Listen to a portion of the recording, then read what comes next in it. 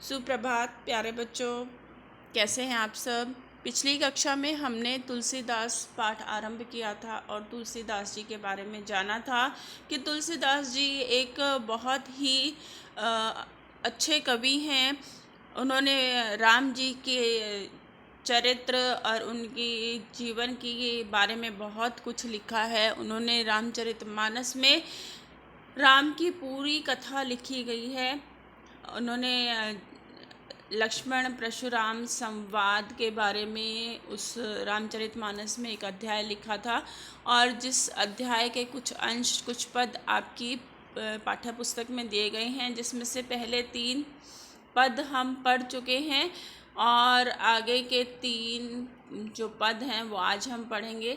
तो जब परशुराम जी बहुत क्रोधित होकर सभा में आते हैं, श्री राम जी बोलते हैं कि इस धनुष को तोड़ने वाला आपका ही कोई सेवक होगा, लेकिन परशुराम जी इस बात को मानने के लिए तैयार नहीं हैं कि जिसने शिव के धनुष को तोड़ा है वह मेरा दास नहीं हो सकता, वो तो मेरा कोई शत्रु ही हो सकता है। और इसी बीच में लक्ष्मण जी आते हैं और वो उनसे वाद विवाद करते हैं।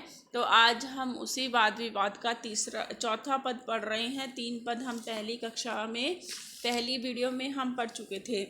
तो आगे देखते हैं। कौशिक सुनुहु मंद येहु बालको, कुटिल काल बस निज कुल घालको, भानु बस राकेश कलंकु, निपट निरंकसु अबुधु असंकु, काल कलवलु ओहि छन माही, कहो पुकारी खोरी मोहि नाही, तुम हट कहू जो चहु उभारा, कहीं प्रतापु बलु रोष हमारा, लखन कहू मुनि सुजसु तुम्हारा, तुम्हि अछत हो बैरन पारा, अपने मुँह तुम्हु आपनी करनी, बार अनेक भांति बहु भरनी, नहीं संतोषु तव पुनि कछु कहू, जनि रिस रोकी दुसह दुख सहुहु, वीर बरती तुम धीर अछोभा, गारी देत न पाहु शोभा,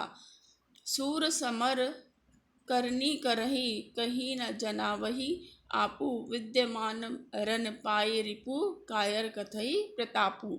अब यहाँ पर इसके कुछ अर्थ जानते हैं कि इस पद में जो भी मुश्किल शब्द आए हैं उसके अर्थों को हम जानते हैं। कौशिक किसको कहा गया है? विश्वामित्र को। कुटिलु टेढ़ा, निज अपना, घालकु कुल को नष्ट करने वाला, कलंकु धब्बा, निर्कुसु उदंड, कवलु ग्रास, समर करनी युद्ध करने का काम, जना वही परिचित कराता, आपू स्वयं को, विद्यमान प्रकट, कही कहकर, अबुधु मूर्ख, निपट निरा, भानुबस सूर्यवंश, काल बस मौत के बस में, और मंद मूर्ख।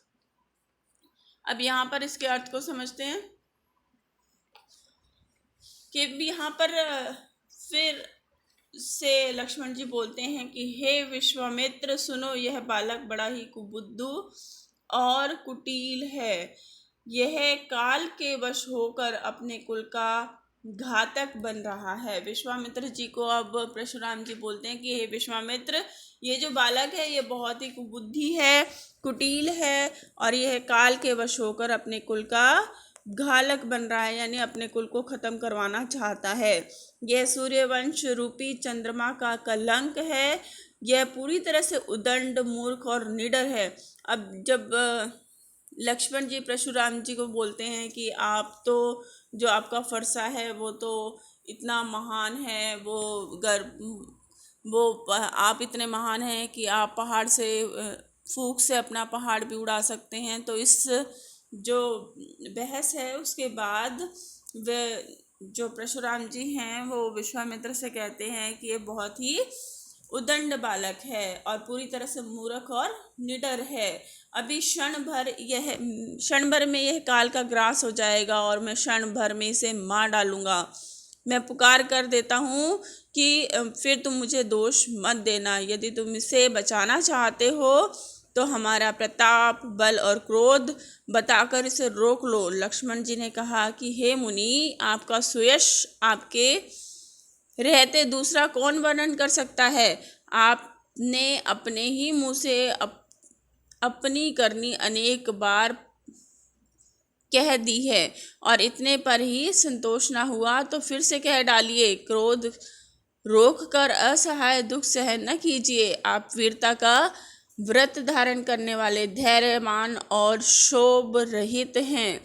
आप गाली देते हुए भी शोभा नहीं पाते हैं। शूरवीर तो युद्ध में शूरवीरता का कार्य करते हैं। वे अपने बारे में कहकर अपने को जानते नहीं और अपने मुंह से प्रशंसा नहीं करते। शत्रु को युद्ध में उपस्थित पाकर कायर ही व्यर्थ में अपने प्रताप की डींगे हाँका करते हैं। अब यहाँ पर जो लक्ष्मण जी हैं वो बोलते हैं कि आप तो व्यर्थ में, आप जो अपनी डींगे हाँक रहे हैं, आप पहले भी बता चुके हैं कि जो मेरा फरसा है वो सहस्त्रबाहु को मार दिया है और हर बार जो क्षत्रियों का नाश कर देता है।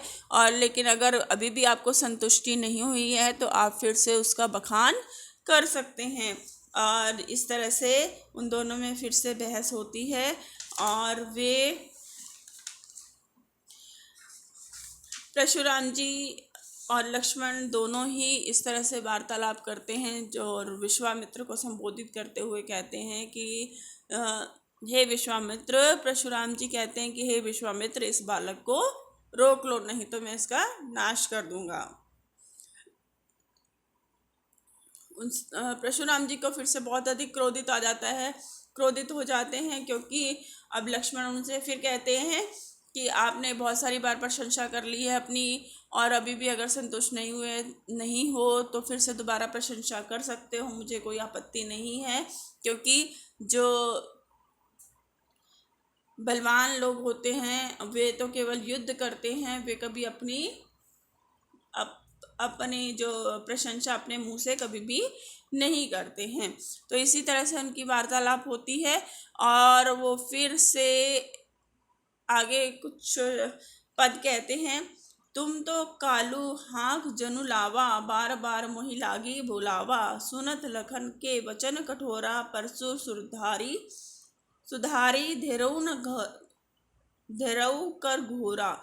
अब जनि देई दोसु मोहि लागू, कटु बाधी बालकु बद जोगू। बाल बोल बिलोकी बहु में बाँचा, यह येहू मर निहार भा साँचा। कौशिक कहा क्षमई अपराधु, बाल दोष गनु गनई न साधु। खर कुठार में अरिक अकरनु कोही, काहे अपराधी गुरुद्रोही। उत्तर देत छोड़ू बिनु मारे, केवल कौशिक सील तुम्हारे। नाते यही काटी कुठार कठोरे, गुरहि उरन होते हु श्रम थोरे। गाधेसु न कह हृदय हसी मुनिहि, हरियरे सूज में खांड न उख में अजहू न बूझ अबूझ। तो अब यहाँ पर इसके कुछ अर्थ जानते हैं। कालू मीन्स मृत्यु, हाँक मीन्स लावा, जबरदस्ती ले जाना। मोही लागी मेरे लिए, धरेहू रख लिया, देही देना।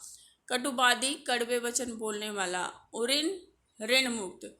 क्षमई क्षमा कर दो। गुरही गुरु से। उखमय गन्ने से बना हुआ। सील व्यवहार। हंसी हंसकर। घोरा भयंकर। कोही क्रोधी।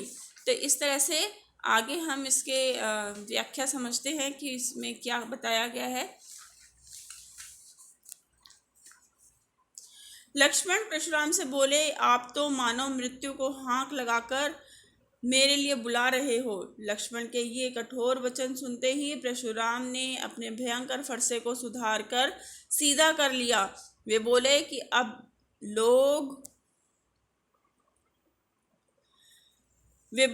अब लोग इस बालक के वध के लिए मुझे दोष न देना। यह कटु वचन कहने के कारण वध के योग्य है। मैं तो इसे बालक समझकर बहुत बचाता रहा, परंतु अब यह सचमुच ही मरने के योग्य हो चुका है। बात बिगड़ती देखकर विश्वामित्र ने परशुराम को कहा कि परशुराम जी, आप तो साधु हैं, साधु जन हैं, बालकों के गुण दोष पर अधिक ध्यान न दें, इसलिए इसे क्षमा कर दें। परशुराम जी बोले कि विश्वामित्र जी, आप जानते हैं कि मैं बहुत ही निर्दयी और क्रोधी हूँ। मेरे हाथों में तेज कुल्हाड़ा है, सामने मेरे गुरु का अपमान करने वाला अपराधी खड़ा है और वह बार बार जवाब पर जवाब दिए जा रहा है। इतना होने पर भी मैं अगर इसे बिना मारे छोड़ रहा हूँ तो केवल तुम्हारे प्रेम और सद्भाव के कारण, नहीं तो मैं अब तक इसे कठोर कुल्हाड़ी से काट कर थोड़े ही परिश्रम से गुरु दक्षिणा से ऋण हो जाता, यानी मैं आपको गुरु दक्षिणा दे देता। विश्वामित्र ने मन में हंसकर कहा, देखो मुनि परशुराम को कैसे ही हरा सूझ रहा है। अतः वे सब क्षत्रियों को हराने के कारण राम लक्ष्मण को भी सामान्य क्षत्रिय मान रहे हैं और उन्हें आसानी से मार डालने के सपने देख रहे हैं।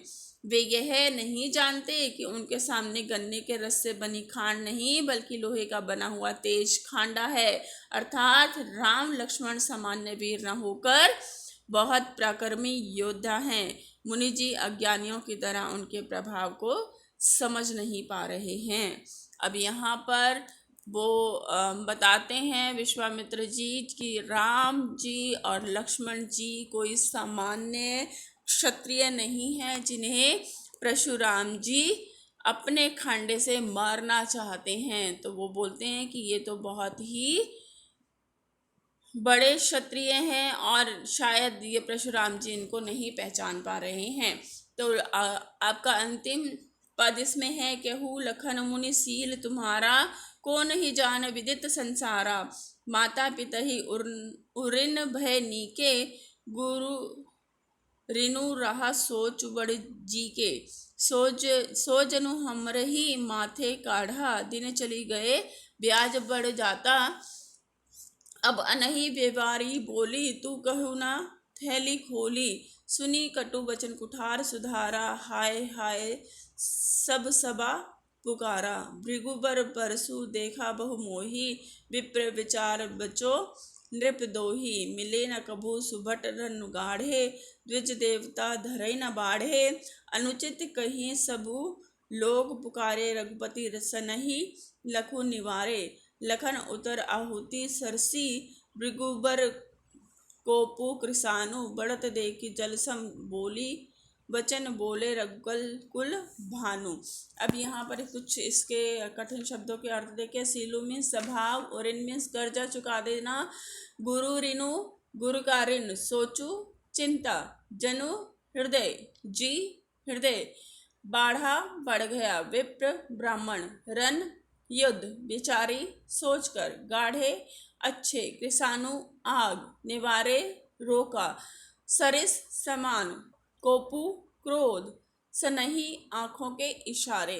तो इस तरह से अब इसके अर्थ को हम समझते हैं। लक्ष्मण परशुराम से बोले कि हे मुनि, आपके शील स्वभाव के बारे में कौन नहीं जानता, सारा संसार आपसे परिचित है। आप अपने माता पिता के ऋण से अच्छी तरह से उऋण हो चुके हैं। आप अब अपने गुरु का ऋण शेष बचा है, उसे भी उतारने की चिंता आपके मन में है। वह शायद आप हमारे माथे करना चाहते हैं, अर्थात मुझे मारकर आप शायद गुरु ऋण उतारना चाहते हैं। ठीक भी है, दिन भी बहुत हो गए हैं, अब तक तो आप पर गुरु ऋण का ब्याज भी बहुत अधिक बढ़ गया होगा। चलिए अब किसी हिसाब किताब करने वाले को बुला लीजिए, मैं आपकी थैली खोलकर तुरंत सारा धनराशि आपको दे दूंगा। लक्ष्मण के मुंह से ये कटु वचन सुनकर परशुराम ने अपना फरसा साध लिया और सारी सभा में हाय हाय की पुकार मच गई। लक्ष्मण ने फिर से कहा, भृगुवर परशुराम जी, आप मुझे अपना फरसा दिखा रहे हैं और मैं आपको ब्राह्मण समझकर बार बार लड़ने से बच रहा हूँ और राजाओं के शत्रु। लगता है आपको युद्ध भूमि में कभी पराक्रमी योद्धा से पाला नहीं पड़ा, इसलिए ब्राह्मण देवता आप अपने घर में अपनी वीरता के कारण फूले फूले फिर रहे हैं।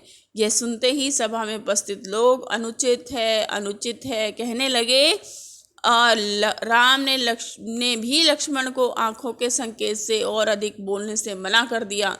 और इस प्रकार लक्ष्मण के उत्तर आहुति के समान भड़काने वाले थे। परशुराम का क्रोध आग के समान था, जो लक्ष्मण के वचनों से भड़क उठा। अतः आग को बढ़ता हुआ देखकर श्री रामचंद्र जल के समान शीतल वचन बोलने लगे। तो इस तरह से आपकी पाठ्य पुस्तक में ये 6 पद दिए गए हैं और इनमें बताया गया है कि परशुराम जी और जो लक्ष्मण जी थे उनके बीच में किस तरह से वाद विवाद हुआ और उन्होंने किस तरह से श्री राम जी ने अंत में उन्हें शांत करने के लिए मीठे वचन कहने आरंभ कर दिए। तो इस तरह से आपका ये जो पाठ है आज समाप्त होता है। धन्यवाद। Thank you so much. आपका दिन मंगलमय हो।